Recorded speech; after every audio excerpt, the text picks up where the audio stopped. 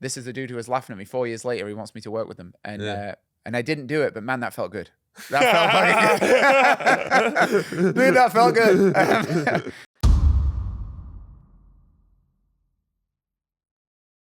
Hey guys, what's going on? It's Jordan Edwards with #Clockedin, and we're here because we have a special guest today. We have Stephen Ridley. He's an investment banker turned performer turned business owner, and he does it all. So Stephen, excited to have you on the #Clockedin podcast. Thank you, brother.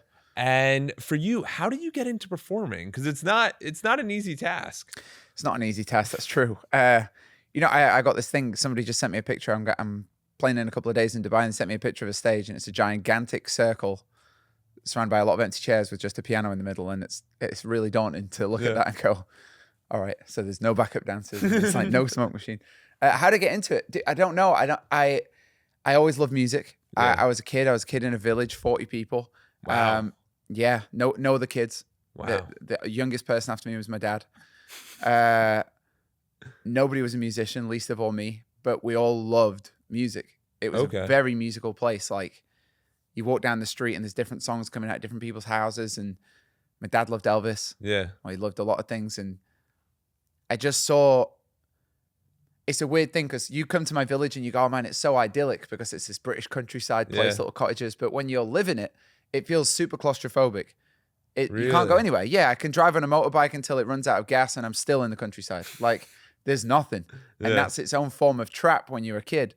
So, but I could listen to music and be anywhere. Yeah. And I'd seen my dad. My dad was super frustrated, angry guy, and he'd listen to Elvis. He'd become Elvis. My mum would be super stressed driving to work. She worked in a hospital as a nurse, and she'd drive there and she'd listen to Dolly Parton, and then she'd just become Dolly Parton, basically. Yeah. No, I love that, because when you really think about it, music is a mood enhancer, and music can take you to a certain place. 100%. And I just wanted to go more, and that was it.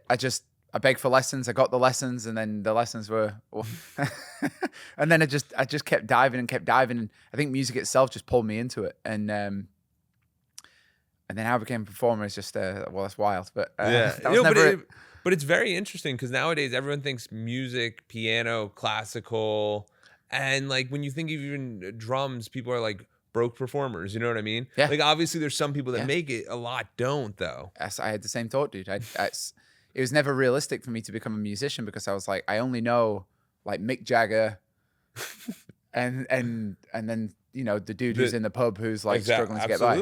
I don't know anyone in the middle. Yeah. And I don't want to be the dude in the corner in the pub, and I don't think I can be Mick Jagger. So I guess I'll just go back to the real world. Yeah. And what was that process like for you? Because I know that this happens around like high school, college, where you're like, where am I going? And so many people are so lost, and they just go to the path that they think is right, or that their parents think is right for them. And yeah, I mean, I felt like I was having my midlife crisis multiple times in my teenage years. And a lot. Like, I was a deep kid, and I would think a lot, way too much. And I was surrounded by people that weren't happy. Yeah. My dad worked a job he didn't like, and I didn't want that. And my mum worked a job that I think it gave her a large sense of purpose, but she wasn't happy. Yeah. And then everybody around me was, you know, I live in a place with huge unemployment, and then everybody who is employed is lucky to have a job, but they don't like the job. They're working, you know, my uncle made playing cards in a playing card factory. It's not his dream. You don't want to make, my auntie worked in a supermarket. That's not the dream. Yeah. And so I just saw a lot of, and so then I'm sitting there, well, what's my future? Because none of this future looks great. And and all I had was get a good job. Yeah. That was the line, right? You work real hard, you get a good job. And that sounded good, because I didn't know anybody with a really good job. So I thought, well, that sounds good. And so that was, for the longest time, that was just like, okay. The goal. Yeah, my way out of here is just, I work hard at school, focus on the next exams, focus on the next thing. And I never really thought about, I mean, I played music every day, but that was not on my radar at all. It was just, I got to get out of here, got to get a good job. And that was it. I assumed that was true until I got the good job. But you start to realize that you have these aspirations and these goals, and there's a lot of times where we have so much value that we put into it. And like, we put in so much time and effort, and we start to think to ourselves, is this worth it? And then you achieve it, and you're like, oh my God, is this really like what I wanted? Yeah, and it's fucking rough to admit that. Yes. When you've put in that much time and work, it's like you've got to, it takes a lot of courage to go, I don't think any of this was the right move. Yeah. But I'm now 6 years, 7 years, 10 years, Yes. 20 years into this path. And you're like, that takes some serious work to go, oh, 100%. And there's a lot of people listening right now who probably are on that path, or they're even maybe further down the path where they're 40s, 50s, 3 kids, family, kids going to 100%. college. And it's like, I got to make money. Like, what do you Right. mean? Right. How can you just be like, you don't like your job? Everyone doesn't like their job. It's exactly what my mom said. So I end up getting this job in banking. I go to university. I get a job in investment banking. I'm in the top team of the top investment bank in the world. I'm told by everybody I'm successful. Yeah.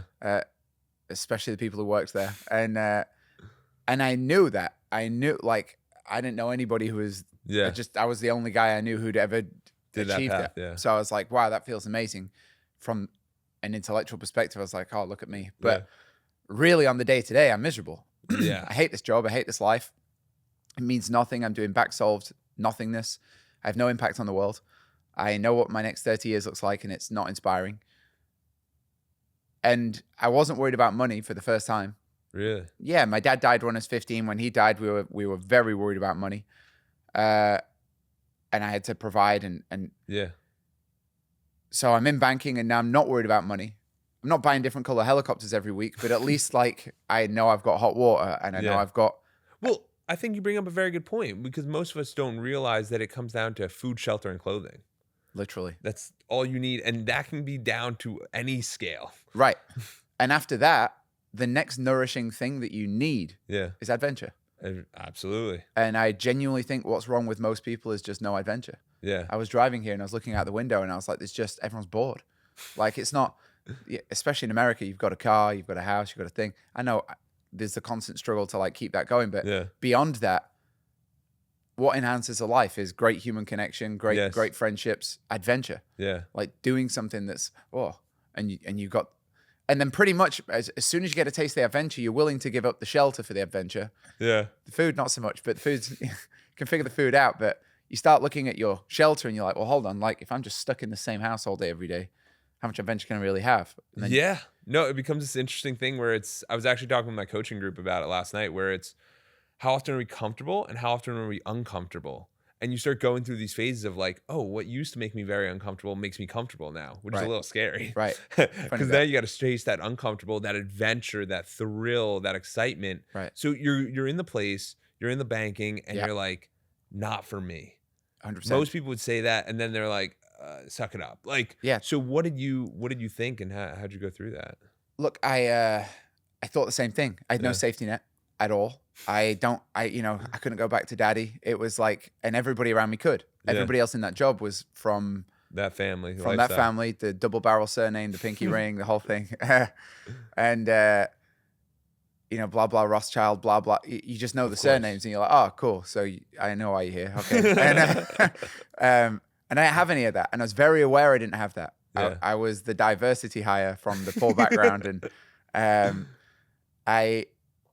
it was scary as hell. And I called my mum up. It was 4 a.m. in the morning. I was about 1.5 years into it. I knew week one I didn't like it. It just took me a long time to admit it to myself. Yeah. I called my mum up after 1.5 years. I was extremely depressed. Yeah. And I'd got this horrible dark thought, very dark thought. Yeah. But I'd wake up miserable. Yeah. And I would know all I'm going to do today is something that's going to make me more miserable. Yeah. And then it's over and then it repeats.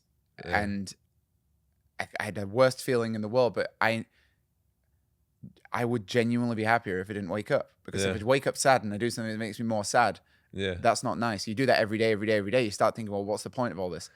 And I'm not that guy. Like, no, but you bring up a really good point, because I actually went to an immersive, like kind of like a men's retreat, and we had similar conversations about this, and it takes you to this point of, okay, bring that idea out 60 years. And this is what everyone in the audience can do. Push that idea out to when you're 80 years old. How will you feel? Will you feel better that you were safe? Right. Or will you have regret? Right. So now you're carrying this regret versus this new idea of, hey, if I leave and I go try to do it, what happens? I could be a failure. Yeah. So now you got a fear of failure and regret at the same time. Yeah. And it's like, which is worse? Yeah. And I had, to answer your original point, I'd held my dad dying at 15. He died in front of me. It's Took him horrible. about 3 minutes to die. Tried to save his life. Couldn't save his life. But I was looking in his eyes like I look in yours Yeah. as they transition. Yeah. Nobody talks about this, but your eyes change color when you die. Really? Yeah. And I saw this moment of him dying. And that is my future. Like, he's the next generation. And I watched that. And it stayed with me from that moment. I was like, okay, I don't have that long. Yeah. And he spent his whole life saying one day. And he had a lot of sensible reasons not to change. And now I'm in a cemetery burying him with a bunch of other people that had a bunch of smart reasons not to change. Yeah. In this depressed place where, you know, it was in this village. We buried him in this village, and driving through like all this poverty to get to the cemetery. And I'm like, the cemetery's full of people who made sense about being here. Yeah. Everybody made it make sense to stay here. Yeah. And because where I'm come from, people don't leave. Yeah. And look at it all. And I had that. And now I'm sitting in an office and I'm being my dad. I'm miserable. I'm making it make sense because the money and the blah. Yeah. I call my mom up and I tell her I'm miserable. She says, look, everybody's miserable. At least you're getting paid for it. And I was like, is that enough? Yeah. And am I being super naive? Am I stupid? Am I the stupidest guy in the world to leave this right now? I don't know. But I do know how the other story plays out. Yeah. And that scares me a lot. Yeah. And so I got a tremendous sense of the fuck it's. Yeah. And I just decided to go fuck it. And let's see. And and as naive as this is, I'd been really influenced when I was young. I've been really inspired by, and this is why I think it's great for kids to read and not just sit on an iPad, but I've been really inspired by novels. I've been inspired by the adventure of the hero story. Yeah, the Hemingway book, the F. Scott Fitzgerald book. Like, they had a life that was romantic. I was like, well, and maybe it's crazy, but I want a life like that. I want a life that feels a certain way. I want to experience huge love and loss and risk, and I want that. I want to sit with stories when I'm 80, not, you know, and so I thought, well, let me take a shot, because you can always go back. This is a big thing for the audience. You can always go back to a shitty job you don't like. There's loads of them. There's so many, there's endless opportunities to do that. But if you get a shot, you know, it's nice to try and build something and get around something that you want to build, and fuck it, like, it's really not that deep. It's not that serious. And and you start to realize that you literally only have one life, and there's only so much time you have with the people that you're with and the people you're going to meet. So you start to realize, hey, do I try to have these incredible experiences, or do I sit at home and just play it safe? Yeah. And we start to realize opportunity is abundant, and we have to go after that. So what was the wake-up call for you? Obviously, you had many things, but what made it go, hey, this makes sense. This is the time. This is the now. I won Analyst of the Year. And that was it. I was like, I won something and I hated it. Literally, imagine the people that wanted to win it. I know. And they actually liked it. Yeah, it's funny. I won that, and I got taken in a room, and a guy called Tim, a nice bit dim Tim is what we used to nickname him. He was like the highest paid guy in the bank. And he gave me this big long speech about what a privilege and an honor and a blah and a blah. And I was just sitting there like, I hate every part of who I am right now. Like, I don't care one shit about this. And I had no big plan. I'd spent 2 years now sitting at a desk trying to figure out what else could I do, what could I do. And I just was too tired and too in that life. So I think you're bringing up a really good point. I don't mean to cut you off, but Steven, when you start saying like, I'm in that life, you start to realize that people get so self-centered about what they're doing, and they're in their bubbles, and they can't see outside their bubble. They can't lift their head up. I usually call it like where there's a forest and everyone's in the forest, and then they lift their head up and they go, I'm actually outside of the forest. There's many different options here. And that happens to people all the time. So how do you lift your head up above that? I mean, the way I recommend is torching the entire thing. That's what I did. I mean, just to give you an idea, like, I wake up in the morning. Every day I wake up, I'm late. Yeah. So I go to bed at like 4 a.m. I got to wake up before stock market opens. So I'm waking up at like 6:15. I'm very underslept. I'm very tired. My teeth are wobbly because my immune system's shutting down. My hair's falling out. I'm aging rapidly, and I know it. Yeah. And I've got 135 unopened emails in those 2 hours on my BlackBerry. And now I'm walking down the street. I decided to live near the office so I could enjoy the walk to work. Never enjoyed it. Couldn't tell you anything about it. Yeah. I sit there. I'm tapping on the BlackBerry. I get there, and then it's all day this means just stress and BS. And then it's the end of the day, and then you go to bed. And I would, on my lunch breaks, or I'd go to the toilet, or in the boring parts of the day, I'd dream about what could I do.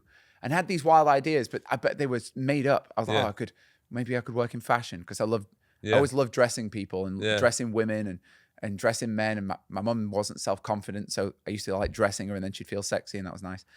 And so I thought about that, and oh no, all right. Well, I could be a pilot. Yeah. Because I remember one time I was at school and Yeah. the military came and they were like, oh, you can be a Yeah. jet pilot. It's like, oh, maybe I could be a jet pilot. But it was all unrealistic to me. It was just, and so how did I find it is I just took myself out. I was like, look, this is miserable. And if I don't change, it won't change. And I just ejected myself with no plan. And I really mean no plan. No safety net, no game plan, no anything. I just said, I'm out. And it was 11 a.m. on a Thursday. I stood up. I went to the top guy in the office. I'd never actually talked to this guy. He's the CEO of the whole bank. Yeah.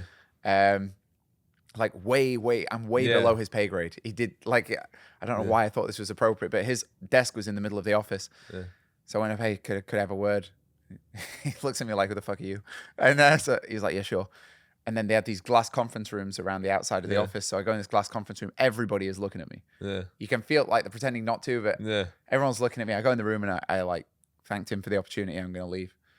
And he looked at me kind of like, who are you? Like, who are you? And super confused. And he kind of like got it, said something on an intercom. And then a lady brought in a contract and it was all empty. All the content of the contract was empty. And he was like, all right, what number do you want? Did he stay? Yeah. And he thought I was making a power play. He thought I was like trying to negotiate, like, oh, I'm going to go to that bank if you don't give me a raise. And so it's like, all right, what number do you want? And I'm looking at this thing, and that was the hardest moment there, because I was like, I know exactly what's going to happen here. I could write a really big number.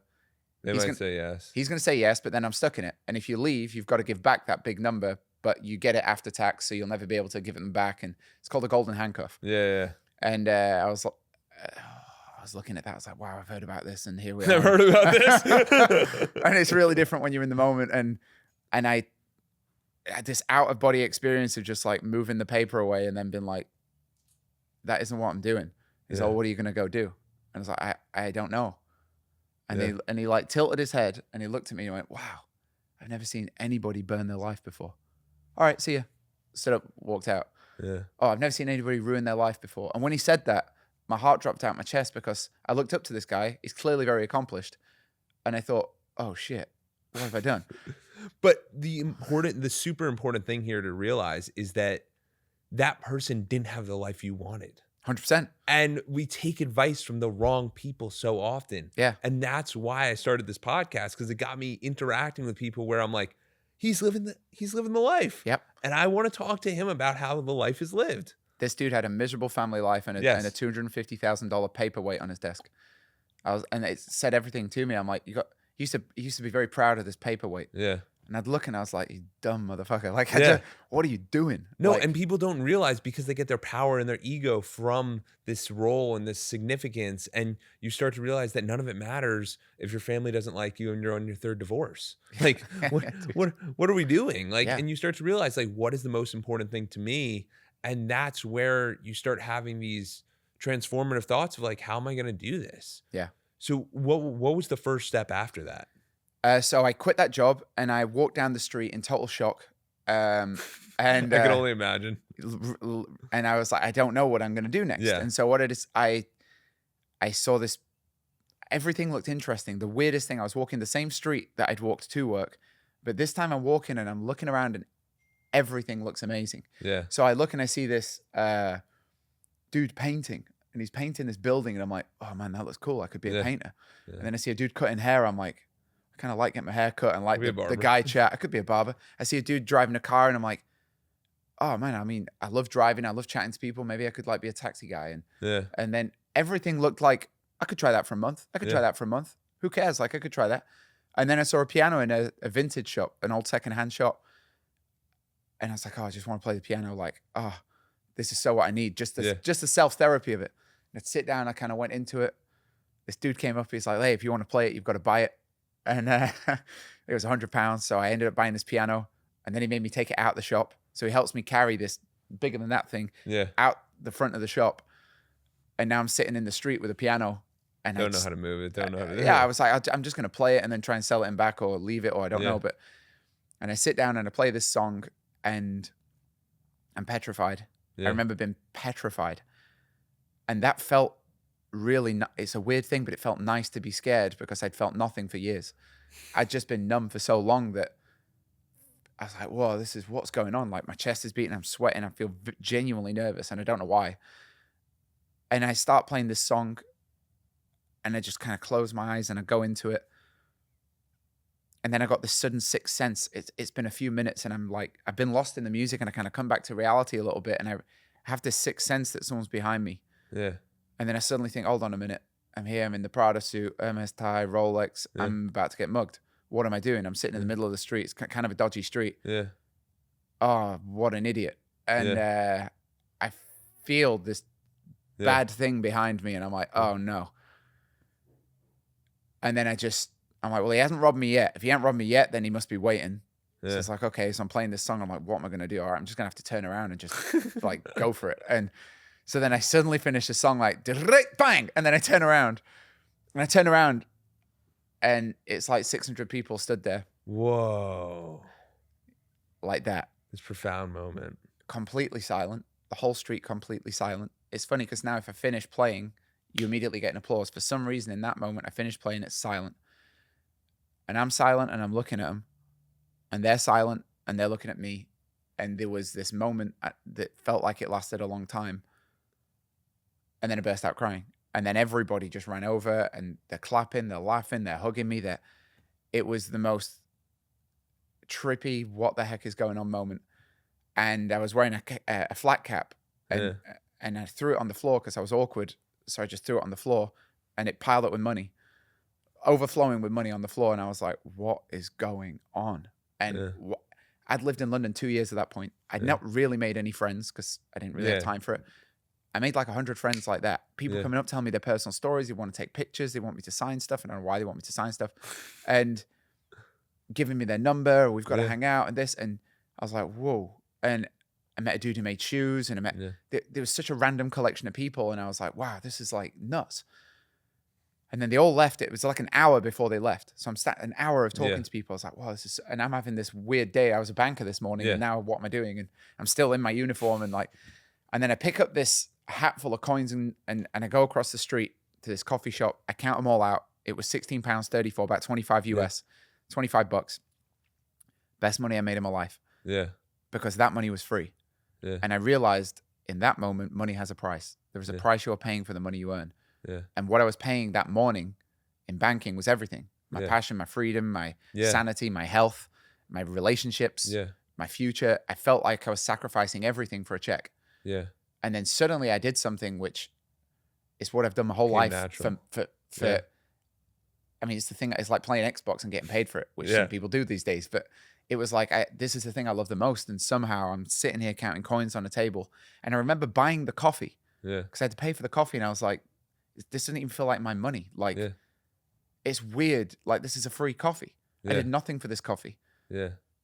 And it was the trippiest experience because my whole life before banking, I'd always worked like I'd worked jobs. I'd worked like the real difference here is that you felt the work was the work, and you always put in like. Well, you don't work a piano; you play a piano. Exactly. So I just played. So my point being here is that a lot of the time in our life, we always gauge our job as work, and we always gauge what we're doing as work, and we never view it as, hey, this could be play. And you use the different word for it, which makes it even better. But what if we play podcast?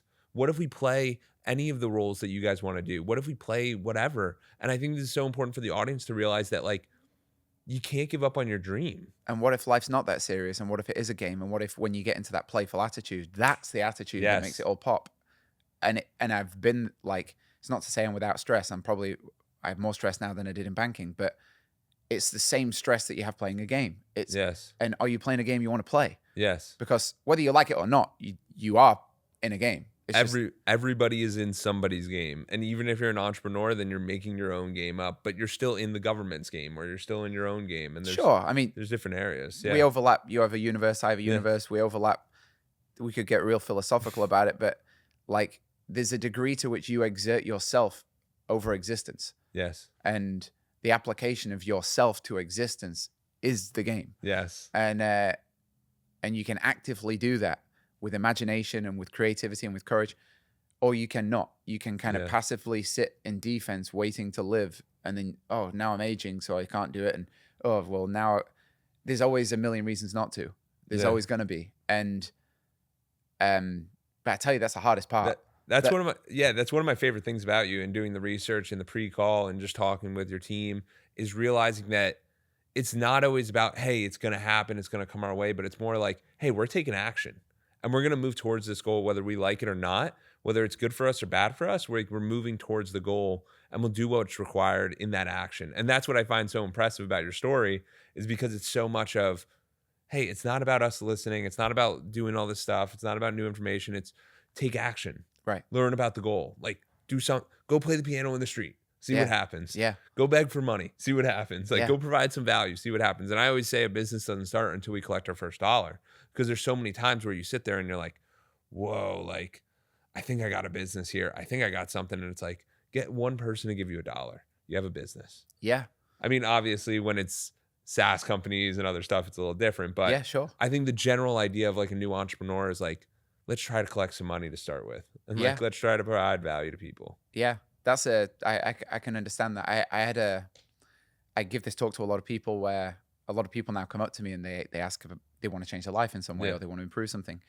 I don't necessarily say it that way because it's a little late on the chain. Yeah. Like if you just focus on how to get the dollar, because I was thinking about that in the bank. Yeah. I'm sitting there and I'm like, well, I currently get dollars. Yeah. And so I'm going to have to give up a lot of dollars.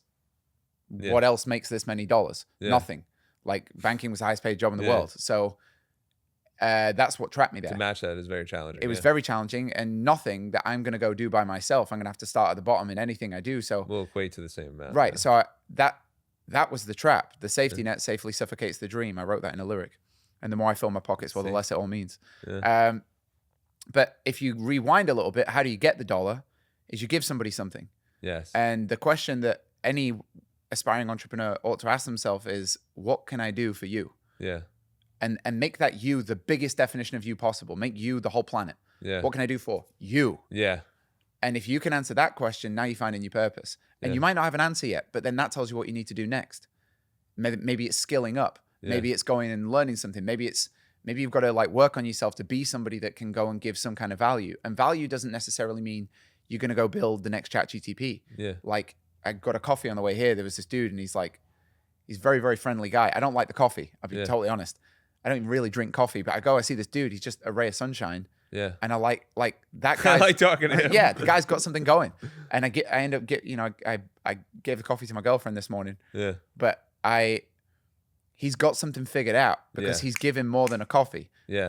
And his shop's booming. It's called Two Crow. You got to go check it Yeah. out. The dude is killing it because he's creating an atmosphere, and you can tell he's not there just to give you a coffee. He's there because he's got a vision for what this coffee shop feels like. Yeah. I get the impression he watched Friends in the 90s and he's like, that's what I'm going to make. And he's making that atmosphere and people Yeah. go for it. You could do that with anything. You could do it with the barbershop. You could do it with the taxi driver. You could do it with anything. You could do it. You wouldn't even have to change a thing in your life. Yeah. You could look at your exact job right now and go, well, how could I use what I'm doing to be of more value for people? Yeah. And even if you didn't get the check immediately, Yeah.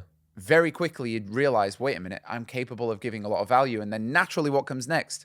After you give the coffee, what do I give him? $7, which Yeah. is shocking, but $7. Good. But- and now he's making his dollars. But also at that same point, like you said, sometimes you don't even get the value back, but you have that self-confidence in yourself that you're doing the right thing. You don't, and it doesn't matter because I say this all, it doesn't matter if you get the value back because now you've tapped into something you can do unlimited Yes. times. When I sit in the street, like I was sitting in the street playing a song. Sometimes I get paid, sometimes I don't. Yeah. There's been times where I go to do a show and then people do funny things and the business gets a little funny and all that. I got screwed over a bunch of times because they were course. changing the contracts. And I'll give you one example of why this is a big, big thing. Because my attitude now is like, and sorry to sweat, but fuck you, you can't stop me. Yeah. Don't pay me. I'm still going to do it. Like, Yeah. because my value is what I can contribute to the world. Yeah. So I'll give you a very real example. Before the war, I was going to do this show in Ukraine. Yeah.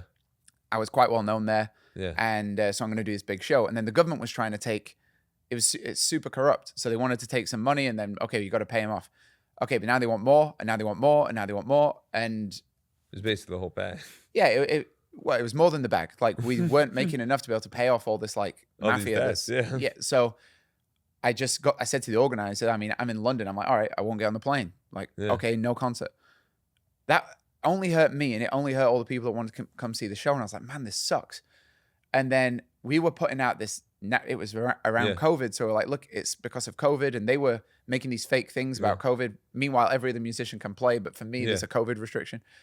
And I decided, you know what, stuff it. And I went there and I just put a piano in a park. And I was like, you want to come? You're like, you want to come see me? Come to the park. And 15,000 people came to that park. Whoa. And so many people came to the park that the roads which surrounded it, there was no parking. So people just left their car in the middle of the street. So then all the traffic of the city just got stopped in Kiev. And then all the helicopters come out and the police come. And it became this moment. It was like a beautiful thing. It was an amazing thing. And I didn't make $1. Yeah. But I didn't care because I'm like, because it was worth so much more. I'm here to play. You can pay me or not pay me. There's times I've been overpaid. There's times I've not been paid, but I'm going to play. Yeah. Because if I let my environment start dictating what I'm going to do, I'm now the effect of my environment. I can't. No, I'm gonna decide. The whole point of doing this was to do things for the right reasons. Right. And if I stay on this path of what can I do for you, and in my case, in that moment, is I want to provide some beauty. Yeah. If I keep doing that, eventually the things come. But I've done this so many times now, I don't even look about, does it come, does it not come? It doesn't even matter because it comes eventually. Yeah. So maybe it comes now, maybe it comes later. It doesn't matter. Like, I just want to throw myself, like I now know the lane. I'm going to throw myself into that lane and I'm not going to pay too much attention about what I get back yet. Yeah. Because it's always premature. It's always premature. Like if Mick Jagger was counting how much he got paid on that first show, he would never be the Rolling Stones. Of course. Because I'm sure for the first 2 years, he got nothing. Yeah. And every musician movie, it's the same thing. For years, they're getting screwed, and then suddenly they're getting $1 million a show. Yeah. It's like, and it's the same in business. I'm sure they're sitting there in the garage and everyone's taking advantage of them, and then suddenly they're OpenAI. Yeah. Like, no, absolutely. And I think that's so important for the audience to realize that it's not a straight path.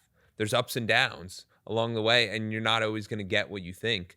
But Steven, the really interesting thing about you is that you played in so many countries, 60 plus countries or something? Yeah, I think 82 is my last count. 82. So how does someone like 82 countries? Most people are like, hey, I traveled to 100 countries. This is a big deal. Playing in 82 countries from this small town, how did you expand your mindset? Because most people are like, hey, I'm scared to go on the plane, man. Like, I'm like, how do you I was think scared about of flying. That? Yeah. I was. Oh, really? Yeah. And I was also scared of performing. Believe it or not, I still have like pretty bad stage fright. Yeah. It's the weirdest thing.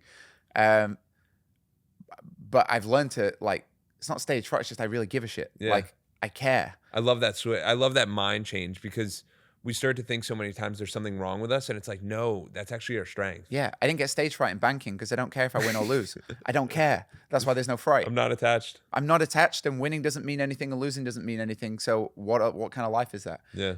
One of the greatest indicators, I say this to people all the time, I'm like, if you found something and it's scary to you, that's amazing. You obviously care. Yeah. Great. Now you're in the game. Yeah. Go play. Like, so how did that come about is I worked something out, and this is the investment banker in me, but I think in two different ways. I'm very artistic and I'm very entrepreneurial. Yeah. So when I started playing in the street, I love math. I've always loved math. Yeah. And I sat there doing the coffee, and I did this after the first song. I was like, well, hold on a minute. I guess there was 500-600 people right there. I was playing the piano for, I have no idea, honestly, 5 minutes, 10 minutes. Okay. And then I've got this £16.24. So if I did that every 5 minutes, then my hourly salary would be blah. Okay. And I started thinking, whoa, this could actually like be a thing. Yeah. I could survive on this. And this is the beginning. Yeah. But I then had another thought. And this came because I immediately went back out. I started playing the piano again. And truthfully, I didn't care about the money. Because when money's free, you don't care about it. You just give it, like, what I'm doing, I love it so much. I'll do it again and again and again and again. Take the money. I'll just do it again. Like, it means nothing to me. And homeless people used to come and pretend they were giving me money and just rob the whole box. They did it all the time. I didn't even stop songs. I was like, all right, like, I'll just keep playing. I'll make some more. Yeah. But the thing that changed was, and I recommend this to so many people, and this is a big thing for like, you want to grow a company, you want to grow anything, you want to grow a movement. Step one, attention. Yes. Because what the actual value of me playing in the street was two things. I got to do something called market research and something called promotion. Yeah. Market research was every 5 minutes. Nobody wants to stop. They want to go get the bus, the train, they're late for work. Nobody's trying to come to the Stephen Ridley show. and I've got to figure out, how do I stop a bunch of people that don't even want to stop? Yeah. And that makes me work on my craft. Yeah. And so very quickly and people don't believe this. They're like, oh, it's easy for you because you were a great musician. I'm like, I wasn't. Yeah. I wasn't. Go look at the first videos on YouTube. I couldn't sing. Yeah. Half the notes I hit are wrong. Yeah. I loved music. I wasn't that good at it. Yeah. But every 5 minutes, I've got to get better to stop the audience. Get the and better, so I'm yeah. learning what works, what doesn't work, what works, what doesn't work. Now, if I was doing that with just a show in a pub, I'd have to do a whole show in a pub to find out it didn't work. Yes. And 2 weeks later, I've got to do another show in a pub to then realize, oh, that didn't work either. And now I'm depressed because I'm 4 weeks into this and I'm And you failing. yeah, so the way Whereas- of doing the market research and testing quick enough. But I was doing it in 10 minutes. Yes. So I do 5 minutes, didn't work. All right, 5 minutes, didn't Yes. work. In an hour, I've done what somebody would normally do in 2 months of shows. In a day, I've done what somebody might do in a year in Yeah. traditional music. I did this for 9 months. I did it every single day for 9 months. In 9 months, I've developed my craft.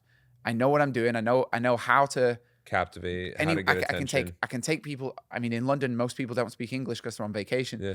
Like I can take people who don't even speak English, stop Listen. them. I can make them laugh with a joke and they don't even speak English. Yeah.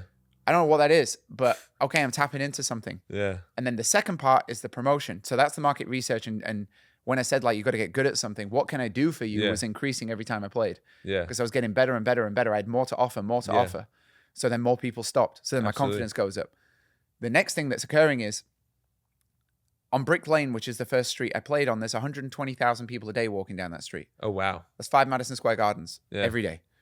And even the Beatles don't play 5 Yeah. Madison Square Gardens in a day. Yeah. Like Justin Bieber can't do 5 Madison Yeah. Square Gardens in a day. So the number of people I am hitting is ridiculous. And so Yeah. how do you go to a bunch of countries? I just put it out. And then, I mean, literally every 5 minutes, a dude's coming up. Oh, I've got a bar in New York. Oh, I've got an ashram in India. Really? Oh, I've got a cocktail chain in Australia. Oh, I've got the #1 ice cream shop in Corsica. Where's Corsica? I have no idea.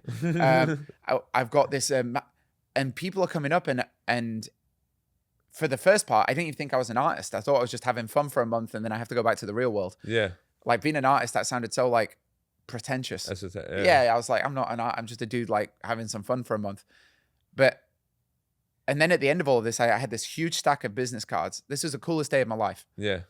One off. I've had a lot of coolest days of my Yeah. life. But at that point, this was one of the coolest days of my life. What had happened is I'd start getting really good at it and I'd block a street. And so the police would very quickly come because now the traffic stops and people walk on the road. And so it's dangerous. And so the police very quickly Yeah. come. And because they see that I'm doing it every day, the police have like, as soon as they see me, they come to stop me. So then I went to the next place and I go to Westminster and I play near Big Yeah. Ben. And the same thing happened. So the police had come and then I get moved on. So then I go to I went to New York. I Yeah. did it in New York. New York, man, they are quick with it. So yeah, they don't mess around. yeah, they don't mess around. So as soon as I get the piano, I start playing. The second I had like 200 people, boom, the police are there. Yeah. And I was like, man, this is getting tough. And they treat me like a criminal. I'm not Yeah. a criminal. I'm a dude playing music. But Yeah. I was like, man, this is hard. And so I sat and I looked in my box. Roll. And by this time I had just a suitcase full of business cards. Yeah. And I sat down and I was like, do I keep going with music or not? I don't know. Yeah. It's kind of been a wild adventure. I'm loving this. I'm going to do one more thing. Yeah. Just one more thing. And I'm ready to, like, at that point, I'm like, Yeah. I'm ready to go back to the real world. Okay, I can say I had like the best time of my life and I can always look back and be happy in this moment. But I took all the business cards and I wrote an email and the subject line said yes. And the body of the text was, hey, you met me in the street. I was a guy playing the piano. You had this amazing idea. Yeah. I thought about it. My answer is yes. Yeah. Send. And from that email, that's how I went around the world. Just invites everywhere. Invites everywhere. And everywhere you go is the next invite. Because I'll give you an example. The first show I did that I was paid for was for a shoe company called Florentini & Baker. Yeah. It's this really fancy independent shoe designer in Italy. Okay. Well, it turns out she makes shows for like loads of celebrities. And Yeah. Chris Martin from Coldplay buys her collection every Yeah. season. And Tom Cruise gets a collection every season. Oh, wow. So her hookups were like insane. Yeah. Well, I go and do that show, and one of the people who come to that show is this really famous writer in Italy. He's got this like best-selling book Yeah. called Vittorio Bongiorno, and so then he invites me to do 21 shows around Italy, and now I'm doing an Whoa. Italian tour. And because he's like this guy who's at his show is a dude who owns this cool independent fashion designer called Allegri, and they're doing Milan Fashion Week for the first time, and they're looking for a guy to make the music. And actually, you could be pretty Yeah. enough. You're going to be the Yeah. face of Allegri. Oh, well. And now I'm there, and now I'm in Vogue, and now Yeah. because I'm in Vogue, now I look like and so now I'm getting an invite to go and do, and it just boom goes to boom goes to boom, and before you know it, you don't recognize, and that's how that came. And that's where the action, because this is the gold, guys. This is what it really is. It's accepting these invites of, hey, this might be a waste of time. This might not be valuable, but I'm here to perform and serve. Yeah, and look at the sequence of that. It wasn't that I tried to start with that. I had Yeah. no idea that was ever going to come. Step one was I have Take no idea action. I'm going to throw myself into this. Yeah, Yeah. it was the scariest part. Step one was, okay, I'm going to do something. And I suck. And nobody seems to believe that, but I sucked. And I knew I sucked. I can't sing. I knew it. I'm half deaf. I've been told by singing teachers I'll never be able to sing. Like that's a fact, right? So, but still, Yeah. naive and stupid as I am, with everybody telling me I've lost my mind, I go and do something. That's step one. Step two was I'm now working on the craft. I didn't realize it, but I am working on the craft very intensively until I've now got something I can exchange. And at that point, there's a lot of people who then, now there's a demand because you have something to give. And so now all the people that want to get it, you just go and give it to them. And now you're in business. Yes. And now you're traveling the world and it very quickly gets that bit's very fast. That scaled very quickly. And you start to realize that it's not always, you never know what's going to happen. Most people would be like, don't play on the streets. That's silly. That makes no sense. Everybody said but that. But you start to see it and you start to realize why it makes so much more sense and why a lot of the free items people don't want to do, because it is a lot of hard work and it is a lot of consistency and it is a lot of rejection. And you just start to realize that anything's possible though, because Steven, you're a great example of like what is possible. I bet you probably had some of those bankers walking by you playing the piano. I can almost guarantee that. Even better still is the guy who was my boss in the bank. Yeah. 4 years after I quit, who, by the way, when I left was laughing. Yeah. He was sitting at his desk chuckling to himself about what an idiot. Why? Because he's so smart. Yeah. Yeah. And there was an email chain which another guy in the office started because somebody took a picture of me when I was playing in the street. I took off my shoes. I really got into it. Yeah. I took off my shoes and so immersed. Somebody took a picture and I looked like a beggar because my feet are all dirty and I'm there sweating and playing. And there was this email thread making fun of me about this is what happens if you leave banking. You're going to be begging on the street. And I was still on the email chain. Yeah. And I saw hundreds of like responses to this, people laughing, making fun. So this dude, I'm not going to say his surname, but his name's Mike. And he was my boss. 4 years later, when I'm now playing for royalty and royal families and Forbes billionaires, and I'm on the super yacht with this dude, and I got hired to go play for this dude who I'd become friends with, who was a very successful dude. Yeah. And he'd hired a super yacht in Capri, and I posted a picture from the side of this yacht, and you could see by the name of the boat who owns it, which I didn't know that was a thing, but that's the thing. So this guy who was my boss found that out. And then I get back to London. Hey, man, how's it going, man? I'm so inspired by your story. Let me take you for a meal. Takes me to this fancy-ass club, which we used to take the clients to. It's really expensive. So now he's taking me, and I'm like, wow, this is cool. Hey, we want you to do introductions to some of your clients, and we can give you X% of the fee revenue and blah, blah. And now he's pitching me. Yeah. This is the dude who was laughing at me 4 years later. He wants me to work with him. And I didn't do it, but man, that felt good. That felt fucking good. Dude, that felt good. I never did it, and I will never do it. It wasn't, It's not the move. It's not the move, but it felt amazing. That was very validated. Yeah. That was very and sometimes you need that. Sometimes you need to realize like I am on the right path. And for them, I can't even imagine what that guy thought going, oh shit, I got to talk to this guy again. Yeah. And the last time I saw him, I had to pretend to have a certain personality because you're my boss and I've got to have like this kind of, you could talk completely differently, and you don't realize, you don't realize how much you filter yourself when you're in these environments that you don't enjoy, and 100%. You're like, this isn't me. This is like you don't even know who I am. Yeah. So that was that journey, and that was the start. I mean, it's then just it's never dominoed down. Yeah, that's incredible. No, the other part that's super interesting about your story is that you actually built an academy. So you did this thing where you're not just the talent, but you're also a business owner, and you start thinking about that a different way. So, because most people, like we've talked about, have no clue how to even do business in the first place. I know you did investment banking, but it's still like, I promise you, investment bankers don't know how to do business. I can this promise is you very that. different. Yeah. So how was that transition of going like, hey, like maybe we should do this, maybe we shouldn't do this? Like, so very similar. I had no idea what I'm doing. It's almost the same story. I had no idea what I'm doing. I had a very, very high passion for it. Yeah. And I'd been playing piano all over the world, and then people coming up to me after the show saying, oh my God, that's so cool. You remind me how much I want to play. Yeah. You remind me like, oh, I had lessons as a kid or I had this. And I'd hear the same story over and over and over, which was people want to play, but they tried this and tried that and it didn't work. And then I start thinking, it's funny. I hated learning piano. It was so painful. And for 20 years it sucked. And then it was really fun. Yeah. And then now that I've got to the end, to me, it's very fun. And like a lot of things, when you really understand something, it becomes very simple. So to me now, learning music was so complicated. Yeah. But now I've got there, I'm like, it's so simple. Yeah. And I start thinking to myself, well, I wonder if I could make something where learning it would be fun and simple. Because if I did, Yeah. every person I'm talking to would want it. Yeah.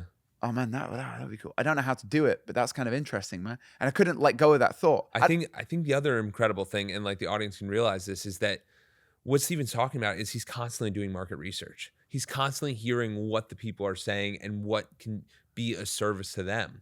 And I think whenever you guys are getting all these interactions or these questions or comments or whatever they are, you can start to realize like, hey, there's a lot of opportunity here. Hey, this isn't just this. There's a lot more depth to this. Yeah. So I just want to give you props there. And then, well, thanks. Yeah. You made me realize that when you said it, but I am doing that. But I'm always asking, what can I do for you? What can I Yeah. do for you when I meet you? Like when we met, we were going to do this on Zoom, Yeah. and I was like, oh, how do we make it cooler? Yeah. Boom. Like I'm always like, how can I make this cooler? How can I make this better? How can I? But What could I add? Sorry, I just do this. But the other point is that like Steven's starting to do, he asks himself better questions. He's not asking the questions of, hey, how do we get this done as quick as possible? It's how do we make this as cool as possible and as impactful as possible? And how do we really make a change? And like you said, we were on the pre-call and you're like, I'm in Clearwater. I'm in Tampa. Oh, opportunity. Yeah. Like, and you start to realize that people are close to each other and there's really a great ability. And when you come together in person, it really does make a difference. 100%. And the value add of going that extra mile is what makes the thing work. Yes. It was the same on piano, by the way. Everybody plays piano a certain way. And then I'd look and I'm like, well, okay, I'm bored by that. Yes. So what can I do? Well, I like rock and roll and I like drummers and I like all these crazy, and that's me. So I was like, oh, you know what? Instead of pretending to be this, I'm just going to fucking rock out. And then that was what was working. The school was an interesting point because unlike when I went to be a pianist, at least I know how to play piano. Whereas when I go into the school, I don't know this. It's a brand new area. It's a brand new area. I've got to invent something that I don't even know if it's possible. And, but it was a very similar thing of, first of all, it made no sense. In the beginning, it made no sense. And I was pouring all of my income into trying stuff out that didn't work. Over and over and for 9 years. Oh, wow. Yeah, 9 years of like, oh, I've got an idea. And then I get a couple of guys and I try it and it didn't work. And I'm like, back to the drawing board. Oh, I've got another idea. And I'd film it and I'd do the whole thing. And then I'd look at it and I'd go, oh, that sucks. And then back off we go. And then trying this and trying that and it wasn't working. But at the same time, I'd have these little wins. Like one win was that, like, to make my show more fun, initially I was like, okay, I don't know if I can do, I don't know if I can build a school or build a new way of learning piano, but what I can do is like, I've discovered these little tricks. And so I would pull audience members in my show onto the stage. And in 1 minute, I'm going to teach you how to play something. And you're going to play for everybody in front of everybody. And then that was always the bit, like the whole audience would go like wild when I did that. And I was like, hold on a minute. Hold on. I'm now. Okay. Then I run back and I'm like, okay, let me, and that process of like discovering little nuggets. Constant testing. And you start to realize that interactive part makes it, hey, if the show only has 500 people, I might be one of those people. If the show only has 1,000 people, I might be one of those people. If the show only has 10 people, I might be one of those people. But people get so excited about the opportunity to share the stage. And it's just such a more valuable thing because now you're taking someone who doesn't know how to do something and you're like, we're going to learn this right now. Yeah. It's going to be beautiful. And the wild thing that happened from that, and this, by the way, was like how I've marketed the school has been entirely from this moment, again, accidentally, is why was the rest of the audience going so crazy? And what I learned is the reason that they all love that so much is because now they believe they can do it. It's possible. And who doesn't want to do that, right? Yeah. And then I was like, oh, that's one of the biggest things that's stopping people from wanting to learn is they don't believe they can because they've had this painful past experience or they've other people that they know have. And so the challenge wasn't just building a product that makes learning piano fun, fast, and simple, which 9 years later I did. It was also then, but how do I get people to believe in themselves enough to even give it a shot? And then that's where I was like, I can demonstrate cool stuff. And that's again where I then learned from the streets of like, well, why don't I'll just give it away. Yeah. So then the first thing was like, I'm going to give away a free class. Just come. It's my equivalent of playing in the street. Yeah. Come along. Maybe you like it. Maybe you'll keep walking. Maybe you won't. But now I'm going to show you some stuff and I'm going to blow you away. I'm going to show you like, there's a degree of like, it's like the stage show. It's like, just come and check it out. If you like it, you'll stay for the show. If you don't, that's fine. And then that was the same thing then. And then it was It's the testing and the iterations. And this is so important for the audience to realize, because it's not just Steven's story. This applies to everything we do. Like, I think when I think about that, I think about my wife who went skiing for the first time, and she grew up in Florida the whole time and didn't know how to ski. right. So we take her to skiing. She's like, this is terrifying. It's scary. Why is a 3-year-old better than me? And I'm like, that's because you've never skied before. Right. So we're so hard on ourselves. And it's how do we give ourselves a lot more of that grace of like, hey, 1, maybe we didn't learn the right way. 2, maybe we just haven't done the activity enough. Right. And that's what we don't realize, because we want to be an adult and we want to be competent in everything. And it's like, no, you just never practice that. You're not going to be good at it. I can give you the perfect analogy. There's 2 things for that. First, the guy who was the ski instructor, right? Yeah. Once upon a time, he was like your Yeah. wife who couldn't ski. Yeah. And then he's done it a few times. He's then researched himself and iterated himself into somebody who now can give value. What can I do for you? I Yeah. can teach you to ski. Yeah. And now he's getting paid to teach people to ski, Yeah. which for a lot of people is a dream life. Even Yeah. for me, I'm like, man, that sounds cool. And the same in the school. Like for a long time, I'm not yet qualified to teach you, and so I'm Yeah. figuring it out. 9 years. Okay, now I've figured it out. Now I can exchange with you, Yeah. and now I can give you something, and then get something, and now it's a Yes. business. Yes. And the same with your, like, the perfect analogy is actually the people who come in the school, because one big objection people have that I have to overcome to get somebody into my school is, yeah, but they have no self-confidence. And I'm like, but why would you? It would be crazy for your wife to be confident about skiing, Yeah. because If she's they've probably never going to done it. break her legs if she does. Like, you shouldn't be confident yet because you don't know how to do it. Yes. But you will gain the confidence in baby steps. Just take this first step with me. And that's, I've got this weird No, phone. you're good. That- But I think that's an important thing, to build repetitive action gives you that confidence. So whatever skill you're trying to build, whether it's sales, whether it's music, whatever you're doing in your life as the audience, is to realize, hey, repetitive actions consistently, and then taking that information and realizing the data, realizing what's changing, realize what you're testing, you're gonna have to get better. Right. If you're taking action, you're gonna have to get better. Right. And the business comes way down the line Yes. then when you are better. And that's, But most people delay the first sessions. So like Steven was saying, he did 9 months, and every month was 9 years. equivalent to a year. oh, but I 9 know- months in the street. Yeah, but every month was equivalent to a year in the street. And you don't realize, because you're compounding it so fast that you're just getting better and better and better. And you're like, oh, the crowd didn't like when I did blah, blah, blah. The crowd did like when I did za. Like, Yeah. it makes a difference. I can tell you a story to illustrate how true this is. And this, everybody can find themselves in this guy's story. His name is Matt. I recently interviewed him on my YouTube channel. He's one of my students, and he'd taken lessons when he was a kid, and it didn't go very well. And so Yes. he got this idea, I'm no good at music. Yes. But he still loves music. He still wants Yeah. to be a musician, but he's got this idea, I can't be a musician, right? And then he goes and becomes quite successful. He gets a job. He's working this job. He's got the family. He's now living in Germany, and he got hired in some big company, and then he started his own thing. And if you look at this guy from the outside, you go, very successful guy. Yeah. But he still inside is the little boy who wants to be a musician. Yeah. And as cool as all that is, still he's got that dream. Yeah. And so then I'm chatting to him, and I'm trying to like, okay, dude, you got to come to school. And he's like, yeah, no, like, I know I can't do that. And I'm like, how can you be so positive in this other area of your life, but in this Yes. not? And he's like, no, it's not, I don't have time. I'm busy. I'm too old. My memory's not what it used to be. My fingers aren't, they're a little stiff now. But he had like a million excuses, right? But all those excuses weren't helping him Valid, achieve yeah. his dream. But this perfectly illustrates what you just said, because I'm going to tell you where he got to. And it was in just under a year. So after 6 months, he's been through this. So the program's 10 minutes a day. You practice 10 minutes a day. On average, it takes people 6 months to complete. So about 6 months, he starts having jam sessions in his house, inviting local musicians around. Oh, wow.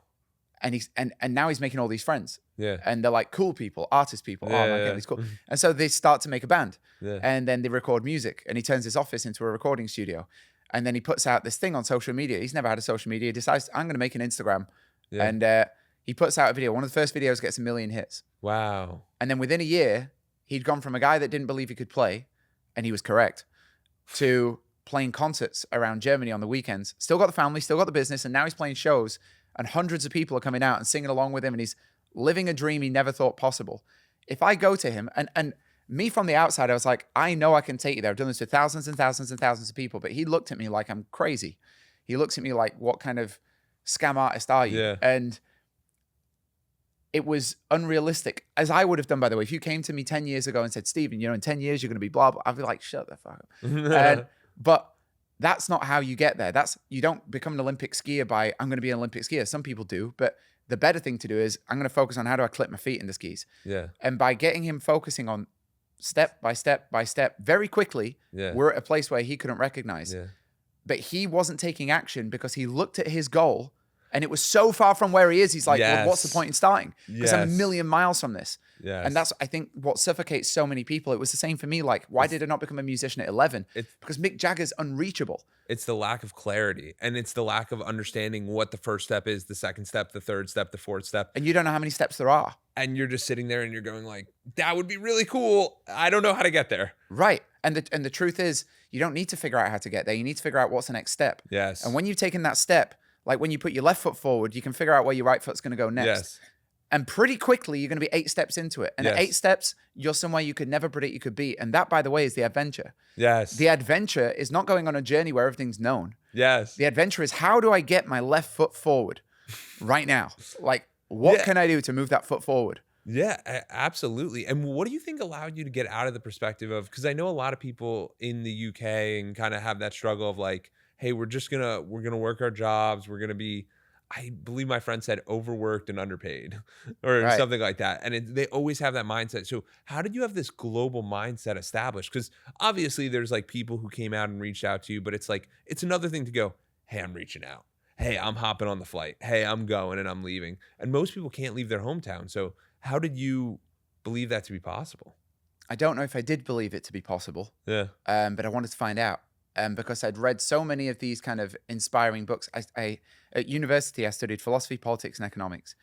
And I was very interested in reading philosophy books. Yes. And I'd read Aristotle, Nicomachean Ethics, 2,000-year-old book. And I'd be inspired, but because I didn't take action on it, I'd then become cynical. Yes. And the cynic is just somebody who's given up. Yes. I know, because I was the biggest cynic. And so I'd read all these self-improvement books, and then eventually I'd become very cynical on the subject of self-improvement. But the reason was because I wasn't taking action. Yeah. And then eventually, because I became so miserable, I was like, well, why don't I just give it a shot? Why don't I just give one thing a shot? And let's just see. And it was just refreshing to have the unexpected. Yes. And I will tell you right now, 9 times out of 10, it doesn't go the way that I thought. Yeah. But it's cool, and I can do something with it, and I can make it work. It's a story. Like, when we got in touch with each other, I don't know that we're going to be sitting here right now. Like, I don't know what's going to be. Yeah. And then we do the intro call. When I go on the intro call, I don't know what the intro call is going to be. Yeah. I was like, I was in between 2 very stressful meetings when we first talked. And I was like, I don't even know. Okay, I'm going to jump on the call. Yeah. And now here we are. And I'm loving it. So, and who knows where this then leads? Maybe there's somebody in your audience now and they change their life, and now I meet them in 2 years at a show or whatever. And like, who knows where this goes? Absolutely.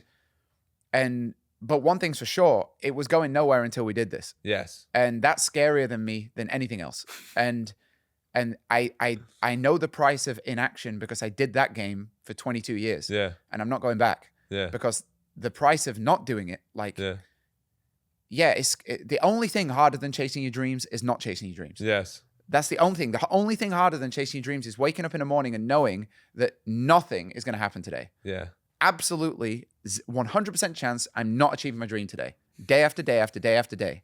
Yeah. That fucking sucks. Yeah, because you're not moving towards your goal. And even if it's small incremental steps, like even if you have, like, obviously there's different levels of different jobs and different intensities, but sometimes it's just like, take the first step. You have a Saturday, you have a Sunday, like take some time and do that towards that goal, whatever that goal may be. And I hope that Stephen's story and just our conversation here is a reminder of you can do whatever you want. And don't let the dreaming just be for the kids. Like, it's true. A lot of the time we lose our dreaming mentality. Yeah. I talk about this thing called playful curiosity. There's an attitude that you have when you're a kid. You're curious. Curious means that your interest is out. You're interested. Yeah.